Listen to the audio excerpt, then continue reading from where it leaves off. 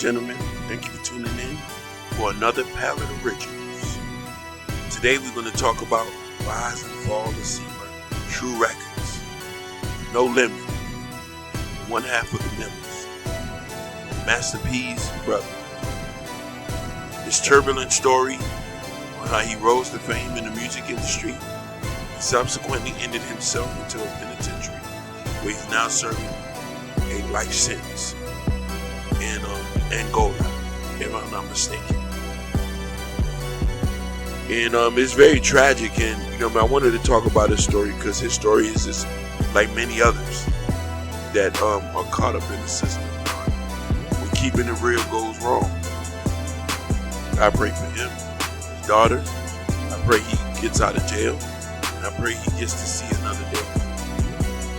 Now, to understand where he's coming from, you gotta understand how this situation started. Okay? And for a lot of y'all might know c-murda. C-murda, better known as Corey Miller, aka c-murda. Me, born in Louisiana, March 9th, 1971, in the Calio Projects. Me, Master P brother. Here we do it like this. Reenacting and untangling a series of events that led to c-murda rise and catastrophic fall. Atlanta rapper Trouble once declared that real is where is the truth. Not all people are authentic. A simple proclamation that holds profound significance in the rap game. Not the rap game as consumed by the mainstream, but the one that is built and developed on the grassroots level, where inspiring artists are forced to adapt to their circumstances while keeping it level-headed. The threat of violence is never far, and it's not uncommon to see friends die before reaching adulthood. Respect must be earned. Risk can be manifest itself in many ways. Upon seeing the footage of c-murda walking through the notorious Calio Projects, a beloved pillar of the community left abandoned, it's hard to dispute that the rapper unflinching authenticity. He had a mansion in I forgot what part of Louisiana, but then he also had an apartment in the Calio Project. So he was conflicted with his own views, how he wanted to keep it real. It is a quality that many fans admire, but such admirations can be flickered. All too often a rapper is praised for being real, only to cast aside the first sign of progression. Never mind that these behaviors are a product of one's environment, where a young man are forced to deal with untested PTSD on a daily basis. That's not an attempt to justify violence, but to understand where such impulsion comes from. For c-murda, True Records, unapologetically himself until that fateful day in 2002, it was violent urges that ultimately proved to be his undoing. And in the process, the life of a 16-year-old Stephen Thomas was lost. He was also an upcoming rapper, trying to make it performing that night. For a lot who know the story, he bumped into one of c-murda's friends or entourage, and they stomped him out in a gunshot wound. Devastating incident that sparked a more question than answer. The story of c-murda is one rife with moral complexities, with the American legal system standing fixed in the center of it. And it was Kim Kardashian, of all people, who once again raised awareness to the forgotten No Limit soldier clearly serving life sentence in consecutive. In order to understand the context of c-murda's triumphant rise and catastrophic fall, one must start where it all began, the Calio Projects. It went to be demolished and rebuilt in 2014. For a time, the Calio was considered one of the deadliest places in the United States. In 2004, the documentary on c-murda provided a thorough examination of the projects, painting a picture of a lifestyle and the driven philosophies. It wasn't uncommon to see heavy artillery displayed casually. One subject still nursed bullet wounds and mirrored thumb reflecting his scars with pride in his voice. Frequently, validation of what's real was a constant reminder of the values that define the Calio way of life. One need only watch the film a few minutes to understand the importance of authenticity in the eyes of its residents. I'm real with it, declared one contributor.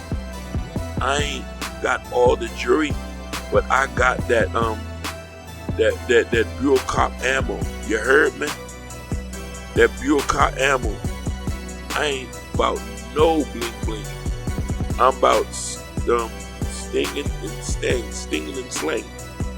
The ramifications that such an environment can have on a development mind staging young men forced to frequently navigate through a tightrope. Last validity unfold, the consequences of which could potentially prove dire. Those unwillingly to adapt to defend themselves when provocation arise may lose more than their pride. Consider that c-murda not only managed to overcome adversity of his environment, but to remain respected even after all the success in the rap game. That would not only have been possible if young Master P had not been hustling to distribute his early music throughout the Richmond-based record label called the No Limit Record Shop.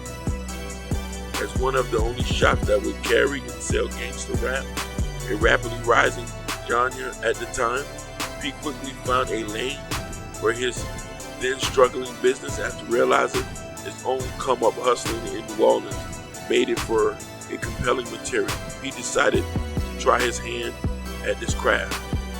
Now people, y'all need to go look at the BET No Limit Chronicles. He covers his formidable days as an MC quite thoroughly and paint a picture of a young dreamer peddling raw tapes in the sea of refining the established competition. After his brother Kevin was killed back in the Calio projects, P was determined to bring his other brothers, Corey Miller, Vaishon, Silk the Shocker Miller, as far as possible, drawing the moniker for his time spent serving a medic in the Gulf War. c-murda authenticity quickly translates to his lyrics. Diving headlong into P's vision, C followed his brother to Richmond, California, putting in that work until the label was able to return to New Orleans and set up a proper base camp.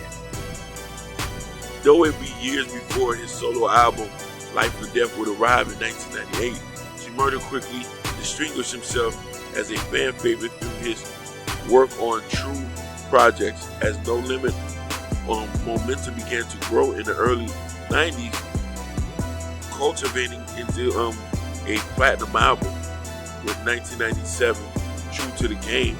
Many were eager to hear c-murda had to offer a standalone artist. When the time finally came, Life or Death did not disappoint. Riding the wave of the momentum fueled by P's unrelenting and high prolific release calendar, not to mention the hype of the recent Snoop Dogg singing, c-murda Big Drop moved an impressive 197,000 units the first week, mostly featuring Master P, UGK, Silk the Shocker. The album went a long way in establishing many of Murda's defining qualities as an MC, namely his authenticity, rendered in songs like A Second Chance. In the opening bars, c-murda spoke of his early days in Calio. His sincere reflection resonated with listeners, starting off as a street thug, just hanging and thugging. He raps in the opening bars. 89 went to jail for drugging and mugging. Papa, please, ain't no effort. Wait a minute. Probation for 10 years didn't mean to yet free. What his technique lacked in refinement, he made up with sheer intensity, leaving fans hanging on every word. There are some who even felt he earned a comparison to Tupac in the regards. I could see that myself. You know what I mean? He was our modern day Tupac in the late 90s. In fact, the entire No Limit movement drew who appealed for its rawness and quality to endure since those formidable masterpiece tapes. Circling back, that early documentary highlighted c-murda's frequent return to the Cali.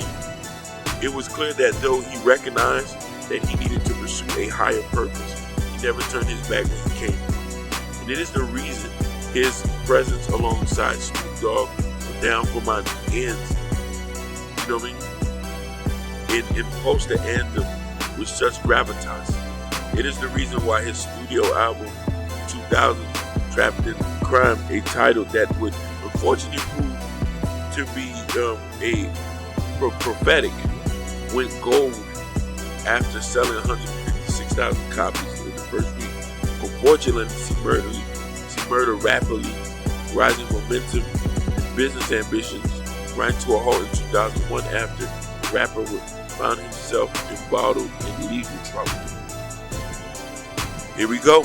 On August 15, 2001, reports indicated that the rapper was attempting to enter Club Rags in Baton Rouge, only to be denied entry by security. Following this, c-murda allegedly pulled a gun and fired the weapon into a club. Though the gun malfunctioned, murda ultimately managed to fire a shot into the floor, leaving in an SUV.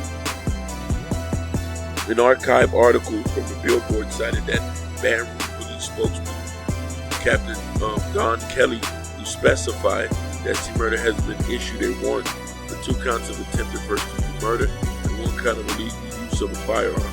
At this time, he was in the middle of working on his 4th album, CP-3.com. The release would be the final on No Limit. Though the future appeared uncertain for c-murda, his name still carries weight in the mainstream eyes. It should be noted, however, that CP3 only debuted at 45 on the Billboard charts, making the lowest selling album of his career.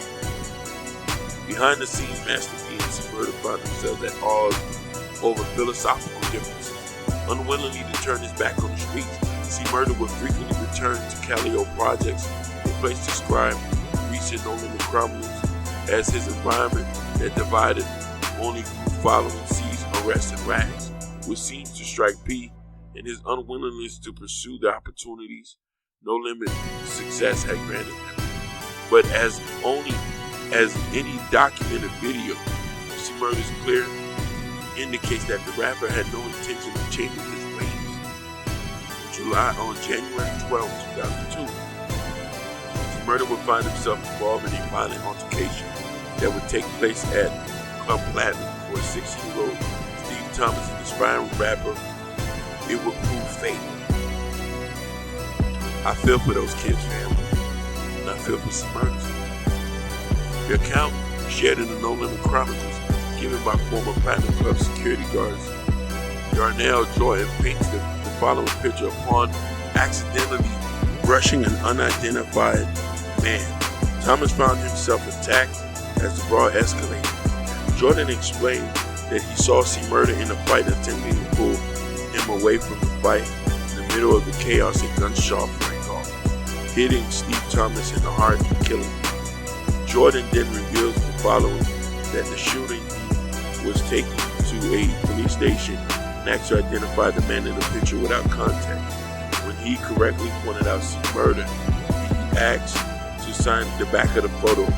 He maintains that the police never told him they were using this process to identify a potential shooter. c-murda was arrested and released on the following charges: 2nd-degree murder, to which he pleaded not guilty. In a trial officially in 2003, where Jordan proceeded to testify that it was in fact c-murda that pulled the trigger. 15 days later, the jury came to a conclusion that Miller was guilty, with Louisiana enacting a mandatory life sentence with every murder conviction. But despite the ironclad verdict, that the cracks weren't entirely invisible. In 2006, it came to the light that some of the witnesses who had testified against C had a criminal history. In fact, that was not made known prior to the trial. As such, c-murda then demanded a retrial. As the judge granted permission following that, c-murda was placed on house arrest for 3 years, with his second trial taking place in 2009. Darnell Jordan returned once more, apparently maintaining that it was c-murda who pulled the trigger. With his testimony remaining unchanged, prosecutors began implementing the ugly practice of using a rapper's lyrics as evidence of criminal activity. We recently seen this implemented in the trial of Draco the Ruler. Many have criticized the slippery slope of using creative expression in the court of law. Unfortunately for c-murda, he was once again found guilty by a jury of 12, and his life sentence was once again removed. It should be noted that the jury was not unanimous, but rather hung 10 in favor of guilty, 2 against. Fortunately for c-murda, Louisiana was the only state where a life sentence could be ruled out without an unanimous jury. Though the practice was abolished in 2018, older cases would not be affected. Adding further doubt to the verdict of c-murda's involvement was Darnell Jones' pivot in 2018. The security guard who helped put Corey Miller away recanted his statement in an Overland Chronicle. Jordan explains that the process had a profound effect on his mental health, noting that he felt tricked by the prosecutors. I had to let everybody know that this man was innocent. He declares that the claims made 2 years ago. I've feel for Steve's mother and her father, but I know for sure the wrong guy is sitting in jail for their son's murder.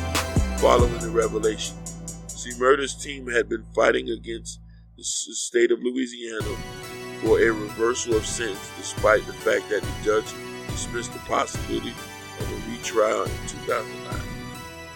Since then, there has been a renewed focus on c-murda legal situation. Now 49, he has spent a greater part of 20 years in jail. All the while, he has professed his innocence. In August of 2020, Kim Kardashian raised awareness of the c-murda situation, taking to Twitter to announce a new mission since his trial.